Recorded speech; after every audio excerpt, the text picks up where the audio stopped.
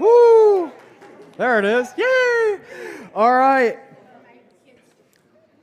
Everybody has had a moment when they thought, if I just had more right about now, my life would be a little bit better. Right? Right? Who has not had that thought? Who's not been in that position? I'm going to share a little, I always do. I am what they call a doer, okay? And what that means, it's not exactly what you're thinking, but what it means is, as soon as I have thought of something that is a great idea that I want to do, I'm probably going to do that thing. And it really doesn't matter if I seem to have enough money. I'm going to find the money. I'm going to conjure it up somewhere. I'm not into witchcraft or whatever, so just and I hate the idea of not being able to do something after it comes into my head to do it. So the truth is, it's going to be really uncomfortable for me and maybe some of the other people in my life until I have figured out how I'm going to accomplish the thing that I believe I want to do.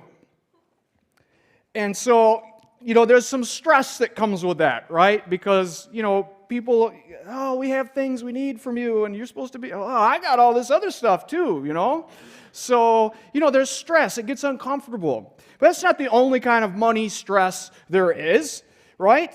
Sometimes it's like, bam, a big bill comes, you just weren't prepared for that. Like, wow, my washer and dryer both conked out at exactly the same time. Like, who could have seen that? And that's a pretty big bill, right? Or maybe your kid came home crying because all the other kids had the thing and your kid didn't have the thing. Oh, that's the worst, right? Or your car, you've had an endless string of problems with, you're really just like, if I just had a little, more, it would all go away. I'd be fine, I'd be happy. I'd have peace, right? Maybe you saw somebody struggling and discouraged, and you thought, if I could just walk up and write a check. And then you thought, I could write the check, but there'd be a problem when they took it to the bank, right? Like, if I just had more, I'd be so happy, I'd be thrilled, I could run in there and help and fix and cure and all that stuff. There's an emotion to that moment of realizing I need more. I don't know how to describe it other than to just give you those examples. It's just that weird, twisted up sensation of being limited by your reality and and something is wrong with the situation. I should have more. And, it's just obvious if you had more, well, then that would cure it. And here's the thing about more. It's hard to know exactly how much you need, isn't it? Right? It's like a stomach with no brain. It's just like, it's a thing that holds an infinite amount. You fill it up a little bit, and it's like, well, it would be better? More. More would be better. More, it makes sense. More is always better, right? But what I'm going to challenge you with this morning, and this is something as an American, okay? Americans in the room say, yay! Oh, it didn't have the same heart as it did before. Huh? Yeah? But what if more isn't always the solution that you think that it is? What if more doesn't cure all and fix all like your heart is led to believe that it would? And what if that uncomfortable moment that you remember is actually meant to draw your attention to something that is spiritual, spiritually important, something that you wouldn't otherwise be able to see or wrap your mind around, something about you and who you are at the core? Now, a lot of people would say, they wouldn't say it out loud because I'm a pastor, so they don't want me to challenge them, but they might say to you or somebody, I hate to think of money's not really like a spiritual thing. It's like a worldly thing. It's a material good. I like to keep money separate from my spirituality, my faith, right? It just doesn't mix. But interestingly enough, Jesus did not see it that way. So I'm going to challenge you a lot this morning. And it's not really me. I'm just challenging you to just hear the things that Jesus says and try and piece together how it relates to who you are. And I'm going to make this disclaimer up front. Most of the time, the thing that you're afraid of Jesus saying about money is not even really the thing that Jesus is saying about money. See, most of us, when we hear about money and Jesus, we automatically think a couple of things. Jesus wants me to be destitute and have nothing, and I'm afraid that might be true, okay? And so if I really do what Jesus says, I'm going to be extremely unhappy and live a miserable life. I'm thinking that's probably not it. Okay? I'm just making that disclaimer. The other thing I want to say is we're all terrified, okay, of what money says about us, and we'll see why in a minute, but we're afraid of what people are looking at us. As soon as I say money, somebody's like, well, I saw you buy that thing, and oh, remember when they got the thing? Your mind automatically goes to what other people are doing. But this isn't about other people judging you. This is for Jesus to say to you, look inside. And let's open some things up. Maybe you've never opened up before. So Jesus is talking to the crew on the hill. This is the Sermon on the Mount. We're in Matthew 6 this morning. And Jesus is talking to the crew, and he's talking about treasure, right? Valuable stuff you buy with your time, your energy, your effort. And what he's talking about, he's in the middle of saying, be consumed by the right ambition. You know, no matter what, you're going to be consumed by something as a human being in this material world. So be consumed by the right ambition. And he says this is famous. He says, do not store up for yourselves treasures on earth where moth and rust will destroy, where thieves break in and steal. But store up for yourselves treasures in heaven where moth and rust do not destroy, where thieves do not break in and steal. Translation, be consumed with doing the most good that you can accomplish through your Father, for your Father, with all of everything you have available in your life. Do the most good for the kingdom. Do the most glorification of your God with your life that can be done. Be consumed by that. As opposed to just getting as much as you can for yourself with this limited time that we have, and all of everything you get for yourself is just going to rot away in a junkyard sometime anyway. Go yay. Thank you. See, it breaks up the tension.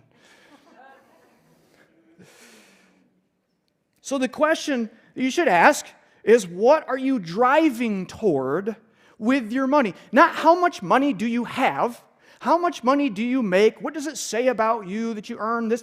You're asking the wrong question. Should I not have any money at all? Is that that's not the question. But what is your life driving toward with your money? It's super important, Jesus says, to know the answer to that question because it has spiritual implications. And he says something at the end that explains why. And this stops us right in our tracks. It really just cuts through the camouflage. He says, after all this, he says, because where your treasure is, there your heart will be also. Matthew 6:21.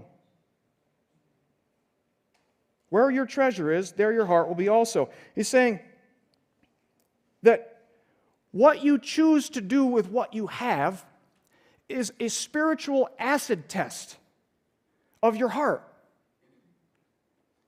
What you love the most, you can tell what someone values the most by what? Where they put the value that they have. Now that's, oh boy, I can't even go, yay! Like, okay.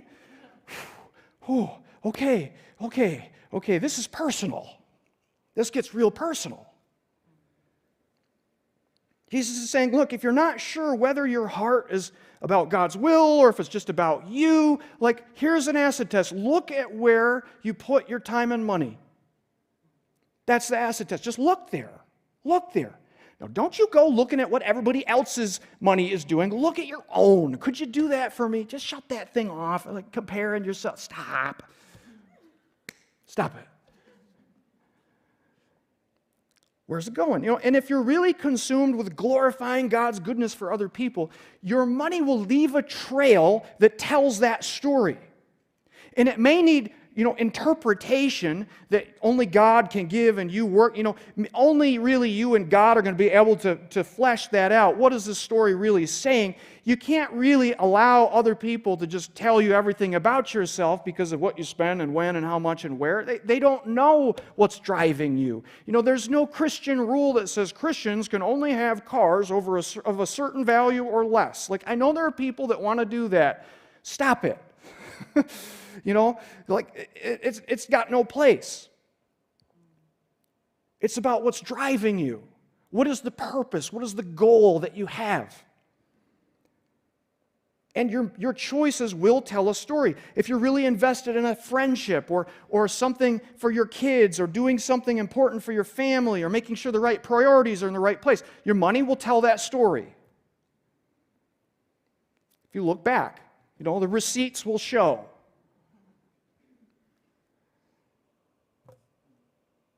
They're telling a day-to-day story that reveals what's up with you inside. You're like, how can that really be? Like, that's not really fair.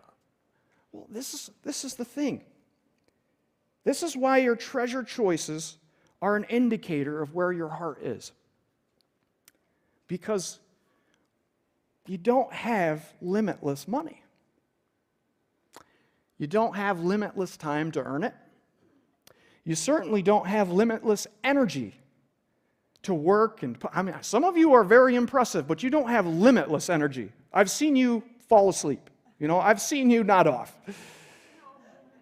Impressive workers sleep hard. And so what that forces is it forces you to prove what's most important, because no matter what you do, you don't have enough money to give to everything and make everything equally important in your life. You will be forced to prioritize. Something always gets paid first. Something always gets paid second. Something always gets paid third, and on and on and on. Even if you're not thinking about it intentionally, in truth, it happens. But here's the kicker. You're like, I don't need a kicker right now. I've been kicked. I've been kicked too. When he says, for where your treasure is, there your heart will be also. Your treasure choices aren't just an indicator of where you are, but they are a predictor of where you will be in the future, of who you will become, of what your life will become about over time. You're like, Pastor James, that's a stretch. I don't know. How can that be? You already know how it can be. Just make some kind of real sacrifice to buy a thing. Who has made a big decision to buy a thing here in the last 2 years? Raise your hand. Come on. Yay, come on. Yeah. Maybe you wouldn't say it was big, but it felt big to you at the time. I bet you check up on that thing, don't you? You know where it is. You know what kind of shape it's in. You know if it needs the oil changed or not. Right? You know it gets stored away in the garage so it doesn't rot. You check up on your investment. Why? Because you have a limited amount, and so it feels special. It's important. And you naturally are going to go, and your focus is going to be on where you've placed your sacrificial investment. So it's very easy for your life to slowly become about the thing that you put the most of yourself into. So it's a great predictor. Now, will it say exactly, in 10 years your life will be exactly about blah, blah, blah? No. But it shows direction. It's a great predictor. Yeah. And whatever direction your heart moves in, this is the thing about your heart, it tends to snowball in that direction. Have you noticed that? There's a family, I'm pretty sure this is okay to tell this story because it's kind of famous. There's a teacher in the school who used to tell this story, I think, about how he went away on a mission trip, and he got away, I think it was Africa. And when he was away, he had a little spending money left over at the end of the trip. And so he kind of went to one of the bazaars or something. And, there's all these beautiful artisan handmade things. And he had enough money, I guess, to buy this tablecloth. And it was a gorgeous tablecloth. You can't buy this at Target kind of tablecloth, right? Beautiful, beautiful. And, it was a beautiful African tablecloth, multi-colors. I mean, it was beautiful. And so he bought that thing and brought it home. And, his wife, it was a gift for his wife, and she loved it. And so we put it on our dining room table. And it looked beautiful. But after a while, this is a story he tells, it's a little big for the dining table. It's beautiful, but it's big. We really need a bigger dining table to, the proportions, right? It's really made to be fully displayed. We're only seeing like half of it. So they got a bigger dining table. But the thing was, a little later, they're like, when we have the family over, it's kind of hard for us all to get around the outside of the dining table. It's not comfortable anymore in this little room. So long story short, he had to build a new house to go. Ask him about it. He's here, Mr. Larkin. You ask him about that story, he'll probably tell it to you. Now he tells it with a smile on his face, and it's for a point. And the point really is this. Stuff, treasure, sort of has a mind of its own. When things are allowed to direct your life, they really only have one direction they go in, and that's more. Right? More. It's never less. Money never says, I need less of me. It's never an announcement. But more. It's always going in a direction. But it's the only direction that it knows. You say, wow, Pastor James hates money. No, but what I am telling you is money is only ever meant to be a tool that is meant to serve you and serve the Lord as it serves you. And what I'm talking about is learning to be the master of money instead of money mastering you. See, money's powerful. You've got to be super intentional. This is what Jesus said. This is how he explained it. He said, the eye is the lamp of the body. If your eyes are good, your whole body will be full of light. But if your eyes are bad, your whole body will be full of darkness. If then the light within you is dark, how great is that darkness? What's that? He's talking about focus. He's saying what your focus is allowed to rest on will be the determining factor of whether you become spiritually healthy or spiritually sick over time. What is your true ambition? And he's saying you need to be super intentional, therefore, where you put your treasure. Because it's that powerful over you. It's got that kind of influence over your heart. You've got to be super careful where you put it. And then he says this, no one can serve two masters. Either he will hate the one and love the other, or he will be devoted to the one and despise the other. You can't serve both God and money. It's a way to say you're going to either master it or it's going to master you, but there really isn't any in between. It's that powerful. It has that much pull over your heart. You're either going to master it or it will master you. You can be a servant of God and force that money into submission to go where you tell it, where it should, where your convictions are, or it will just kind of drive you around. And the problem with money as a master is that money isn't a very good master. It's kind of cruel, actually, because it only ever says one thing: more. More. Go get it. More. More maintenance, more expense, more fees, more investment, more. And you can't give it more endlessly, so after a while, it's a stressor. One of my older friends, this is a great story, I guess, because I like it, and it's about cars, so I really like it. I went to a car show with him one time, and forgive me, I can't remember the year. I was never really into this particular car. Some of you are really into it. I think it was a 67 or a 68 Chevrolet Camaro, and it had the big engine. I think it was the 427 or something, right? Big engine, little car. Go fast. Vroom. But it was special because it was one of not very many they ever made. It had the aluminum engine, the aluminum 427. It made it like 400 pounds lighter than the other car that had the biggest engine that the company made. And so, you know how cars are usually engineered to be their best at a certain speed, right? This car was made to go about this fast, 60 on the highway. Well, the speed of this car was meant to be faster. That was the only speed it had, right? And so they made this car. Oh, baby, this thing was fast. It was so fast. George said to me, he goes, Jim, you can't handle that car.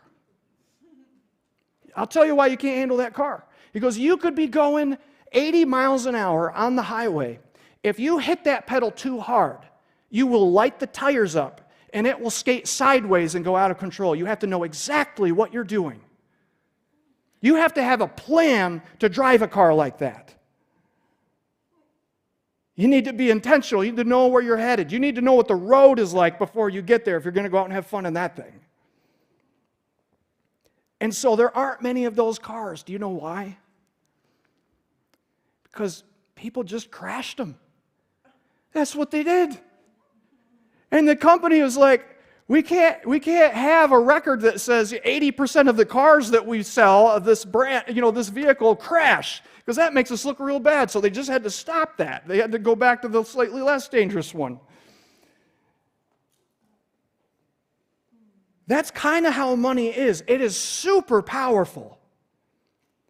It's very effective. It's like a laser beam, It can perform eye surgery and do miracles, but you can't just leave it on and just, whip it around to the other side and leave it on and go home for the night because it's going to burn the building down. You got to be intentional. You got to master it. It's too easy to find yourself being someone or becoming someone you never really thought of yourself becoming. If you don't have any kind of intentionality. You can easily find yourself somewhere in your life choices you didn't ever think you'd be in, but it's so powerful, like draws you in a direction. Without that steering wheel in place, it's just like, it's dangerous, You can find yourself farther away from who you thought you would be 10 years from now than you ever thought possible. That's how powerful it is. So the question is, what does it take to master it? What does it take? What does it take? What's it take for your dollars, your treasure, your time to go where it's told, rather than to tell you what you're going to be doing next?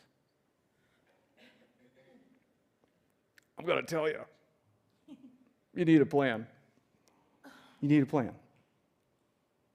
You need a plan. And I don't know if you want my plan or not, but I'm going to tell you, I've had an awfully good time creating a plan. I built a system. A system. And the point of the system is that you can take and look at where you are. That's the most painful part. Oh, that's painful.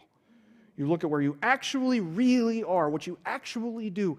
And it's easy to not know, but it's important to know because it's hard to figure out where you're going to go if you don't even know where you are, right? To figure out where you are and to look at many of the most powerful aspects of money, debt and savings and expenses, all those things that are pulling you in all these different directions. And before you do all those things, to step back and say, what is it that I actually believe that is most important, the thing that most needs to happen with my life, the direction that it needs to go, and to actually spend time on that and iron that out and say, you know what, no matter what, if that's what God wants for my life, then that's what's going to happen first.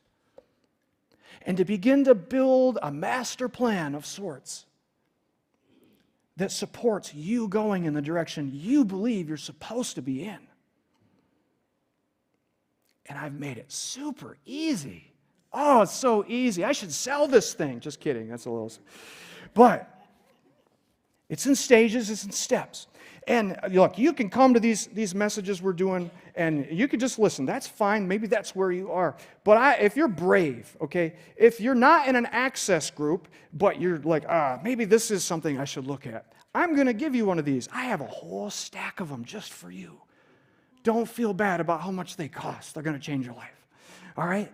And we're gonna walk through this a week at a time. I'll tell you exactly what to do and when. You don't show it to anybody but you and your spouse, hopefully. And you're going to work through this thing. And you, believe it or not, if you do this, you can come to a place where you actually feel like you know what you're supposed to be doing. I can't make you do it. You're going to need a little help with that from the Lord, right? But you should know. You should feel confident, yeah, this is what should be important. And what if you went through this thing and got to the end of it, and maybe you're just a great budgeter. Maybe you are. I don't know. Raise your hand if you think you're... No, I'm just kidding. But you could get to the end of this thing. What if you didn't have that weird, discomfortable feeling that you felt when I first said money this morning? What if that wasn't a thing? My brother-in-law at an access group, I'm sorry, buddy, but you said it out loud, and once it's out there, he goes, when you start talking about money in a church setting, in a small setting, it feels like kind of like that moment when you go to the doctor's office and they hand you the gown to put on. And that's it. You're like, oh, okay, just got real, right? What if it didn't feel like that? What if you really just had peace? You just felt confident, like, I've thought through what's important. I know my reasoning. I know my motivations for why I put things here and pay for this and have this subscription and go to the... I know why I do those things. What if you had the kind of peace where something hits you upside the head, smack, you got this huge bill. You had some idea of how you would approach handling it before it even happened. Oh, that'd be something. That'd be something. And I recognize people, we're all of different stations in life, right? Some people here on the super limited income, it's never going to change, this is what it is. There are people in here who probably have almost limitless income, not limitless, well, it feels like it, to some people around you, but we're all from all kinds of stations. But what if you just had peace about money? What if you just knew, I'm on the right track? What if you didn't have this weird shame about it? Like, oh, I didn't do it again this week. Oh, I never support this mission I keep saying I do. What if you could just process it, make a decision, not have to live in that weird, twisty shame, guilt thing anymore?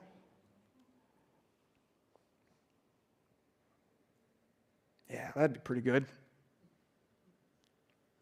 And even on a basic level, like, hey, maybe you're not thinking about like, oh, my convictions. I can't pay the rent lately. Like, it's a struggle. What if, I'm behind on National Grid? What if this is what I'll tell you. This will help with that too. It will. And lastly, but not leastly, I'll say this. There are times, if somebody's really been struggling, there are times when you really do just need some more, right? Like something has happened to you, wasn't your fault, or maybe it is your fault, doesn't matter, but there's really not going to be any cure except I need like a shot in the arm stat because I'm going under. And I just want to let you know that in this church, it is okay to tell somebody that, right? We help people. When people need help, we have a team of people that says, you know what? Let's help. Let's help. See, I don't want you to just let all this fly by because that's where you are. Because maybe we just need to help. Maybe you have to humble yourself and say, I need some help. That's the thing, too. I've spoken enough. But what I'm going to do is say, I have these lovely sheets. Oh, they're nice. I spent 8 weeks building these sheets. I'm going to feel so heartbroken if somebody doesn't do this system. I'm telling you, I'm so passionate about it. I'm like, yeah, it's great. So, I am going to be in the studio this morning or at the table by access, whichever I get stopped at first. But that's where I'm going to be this morning. I'm going to have those sheets with me. So if you're not in an access group, you're like, I kind of want to see what Pastor James has put together. I've got them for you. And if you're looking at membership or thinking about it, you don't even know what to think about it, come see me too. I just want to hear from you this morning. Until next week, you take this and you'll have an assignment. If I give you this, I'll tell you exactly what to start with. So I'm going to pray this morning, and I'm going to leave you to sit uncomfortably and think about your lives. Lord Jesus, thank you for telling us what's true about us. Thank you for not holding back. Thank you for loving us enough to show us a way through some of the hardest things in life. Help. Help us. Help us all. We're people. We are sinful. We make mistakes. We rebel. We do it all. God, help us, and thank you for the help that you've given us. In Jesus' name I pray. Amen. Amen.